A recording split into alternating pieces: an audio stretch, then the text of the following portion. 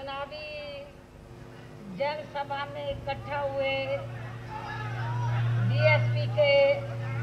सभी छोटे बड़े पदाधिकारियों एवं कार्यकर्तागण, आज आप लोग यहाँ आपके उड़ीसा प्रदेश में लोकसभा के साथ साथ विधानसभा के लिए भी इकट्ठा हो रहे आम चुनाव में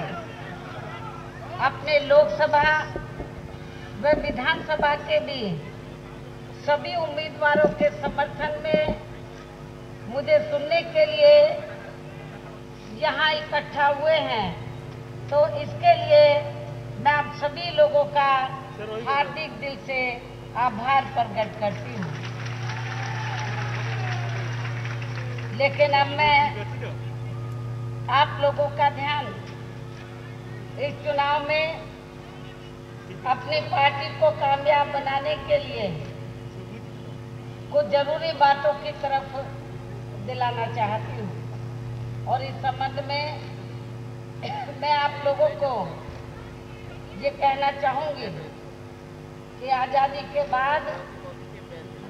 काफी लंबे समय तक केंद्र में व देश के अधिकांश राज्यों में भी ज्यादातर सत्ता जहां कांग्रेस पार्टी व इसके बाद बीजेपी व अन्य और पार्टियों के ही हाथों में केंद्रित रही है। लेकिन यहाँ खास ध्यान देने की बात यह है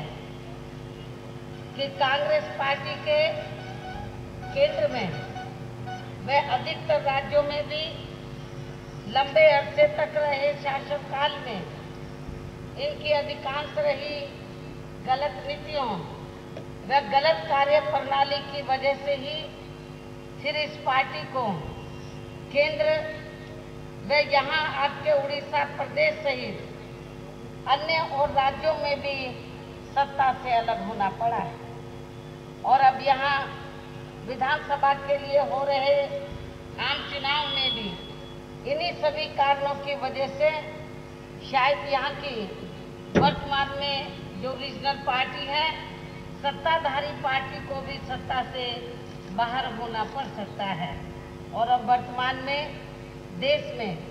लोकसभा के लिए हो रहे आम चुनाव में बीजेपी भी केंद्र में अपनी सरकार की रही खासकर आरएसएसवादी, पूंजीवादी, संकीर्ण, सांप्रदायिक, द्वेषपूर्ण व जातिवादी गलत नीतियों व गलत कार्य प्रणाली की वजह से इस बार सत्ता से जरूर बाहर हो जाएगी, बाहर चली जाएगी। बीजेपी जरूर सत्ता से बाहर चली जाएगी। और इस बार चुनाव में इनकी कोई भी यानी कि बीजेपी एंड कंपनी के लोगों की कोई भी नाटकबाजी व जुमलेबाजी आदि काम में आने वाली नहीं। और खासकर अब इनकी चौकीदारी की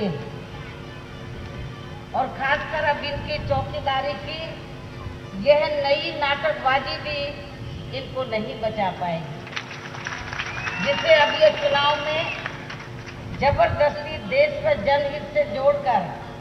इसको अपने राजनीतिक लाभ के लिए बनाने में लगे हैं, जिसमें भी इनको किसी भी कीमत पर कामयाबी मिलने वाली नहीं। चाहे इस चुनाव में इनके सभी छोटे बड़े चौकीदार भी मिलकर अपनी कितनी भी ताकत क्यों ना लगा लें। और इसकी मुख्य वजह यह है कि वर्तमान में प्रधानमंत्री श्री नरेंद्र मोदी ने यहाँ विधानसभा के साथ साथ पिछले लोकसभा के हुए आम चुनाव में देश में खासकर गरीबों, मजदूरों, बेरोजगारों, कर्मचारियों, युवाओं, महिलाओं, किसानों, व्यापारियों व अन्य मेहनतकश लोगों के साथ साथ दलितों, आदिवासियों, पिछड़े वर्गों, मुस्लिम व अन्य धार्मिक अल्पसंख्यक समाज के लोगों को भी जो इन्हें अच्छे दिन दिखाने के अच्छे दिन दिखाने के लिए असंख्य प्रलोभन भरे चुनावी वायदे किए थे, तो उनका अभी तक भी इन्होंने जमीनी हकीकत में अपने पूरे 5 साल की अवधि में तो इन्होंने जमीनी हकीकत में लगभग 1/4 हिस्सा भी अभी तक इन्होंने पूरा नहीं किया है। अर्थात 1/4 हिस्सा कार्य भी इन्होंने अपने 5 वर्षों की अवधि में नहीं किया है। और अब अपनी कमियों व विफलताओं पर से इनका ध्यान बांटने के लिए खुद प्रधानमंत्री श्री नरेंद्र मोदी ने इन चुनावों के घोषित होने के कुछ दिन पहले से ही देश में पिछले हुए लोकसभा चुनाव की तरह ही फिर से किस्म किस्म के हथकंडे इस्तेमाल करके यहाँ की जनता को गुमराह करने का भी पूरा प्रयास किया है, जिसके तहत ही ये पूरे देश में ये चुनाव घोषित होने वाले दिन तक भी अपनी सरकार की जबरदस्ती की असंख्य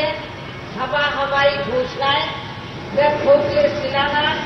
एवं अधबच्चे कार्यों का उद्घाटन आदि करने के लिए ज्यादातर लगे हैं। और ये कार्य इन्होंने पुलवामा में हुए आतंकी हमले वाले दिन तक भी बराबर जारी रखा है, जिससे इनके राष्ट्रभक्त व देशभक्त होने का भी काफी कुछ पर्दाफाश हुआ है। और इतना ही नहीं, बल्कि इनके जबरदस्ती के किए गए इन कार्यों के प्रचार प्रसार व आयोजन पर भी इन्होंने देश की जनता के कई हजार करोड़ रुपए भी सरकारी खजाने के खर्च कर दिए हैं, जबकि इस अपार धन को यहाँ देश के अति गरीब व बेसहारा लोगों के हितों में भी लगाया जा सकता था, किंतु ऐसा इन्होंने नहीं किया। और इस मामले में यहाँ मैं ये भी कहना चाहूंगी कि यदि इनकी पार्टी व सरकार तथा खुद प्रधानमंत्री श्री नरेंद्र मोदी भी देश में आम जनहित के मामले में वास्तव में सही, ईमानदार व गंभीर होते, तो अब इन्होंने चुनाव के नजदीक जो भी यहाँ शिलान्यास व घोषणाएं आदि किए हैं, तो इनको ये सब कार्य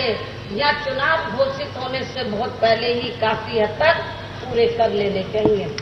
किंतु ऐसा इन्होंने नहीं किया, बल्कि इसके स्थान पर इनका ज्यादातर समय व ताकत भी यहाँ इनके खास चहेते व बड़े बड़े पूंजीपतियों व धनासेठों को ही और ज्यादा मालामाल व धनवान आदि बनाने में ही लगा रहा है। इसके साथ साथ इन्हें हर स्तर पर बचाने के लिए जो बड़े बड़े पूंजीपति हैं, धनासेठ हैं, इनको हर स्तर पर बचाने के लिए इनकी पूरी चौकीदारी करने पर ही लगा रहा है। इसके साथ ही प्रधानमंत्री श्री नरेंद्र मोदी की सरकार ने ये चुनाव घोषित होने से पहले देश की जनता को व विभिन्न क्षेत्रों में लगे लोगों को भी लुभाने के लिए अपनी सरकार के आखिरी व अंतरिम बजट में जो भी इन्हें सौगातें दी हैं, तो ये ज्यादातर इनकी अपने राजनीतिक लाभ के लिए दी गई केवल हवाई व खोखली चुनावी सौगातें हैं, इसके सिवाय कुछ भी नहीं।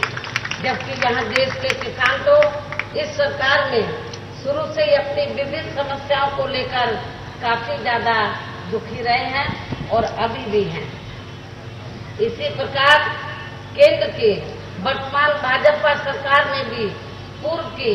कांग्रेसी सरकार की तरह ही देश के खासकर यहाँ दलितों, आदिवासियों, पिछड़े वर्गों, मुस्लिम व अन्य धार्मिक अल्पसंख्यक समाज के लोगों का भी कोई खास विकास व उत्थान आदि होने वाला नहीं है, बशर्ते जब तक यहाँ इनकी व अन्य विरोधी पार्टियों की भी इन वर्गों के प्रति अभी भी चली आ रही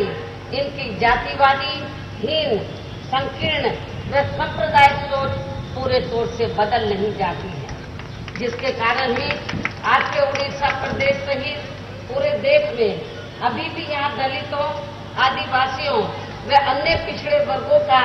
सरकारी नौकरियों में आरक्षण का कोटा पूरा नहीं किया गया है, इनका पदोन्नति में आरक्षण भी अभी तक यहाँ प्रभावहीन ही बना हुआ है। इसके साथ ही केंद्र व राज्यों में भी पहले कांग्रेस की सरकार में और अब बीजेपी व अन्य पार्टियों की भी सरकारों में इन सभी वर्गों को प्राइवेट सेक्टर में आरक्षण दिए जाने की व्यवस्था किए बिना ही इनकी सरकार के भी ज्यादातर सरकारी कार्य प्राइवेट सेक्टर के जरिए ही इनके बड़े बड़े धन्ना सेठों व पूंजीपतियों को ही दिए जा रहे हैं, जिसकी वजह से अब इनको आरक्षण का बहुत कम लाभ मिल पा रहा है। इसके अलावा इन्हें जुर्म जाति से निजात दिलाने के लिए अनेकों बने नियम व कानूनों को भी अब इन सरकारों में भी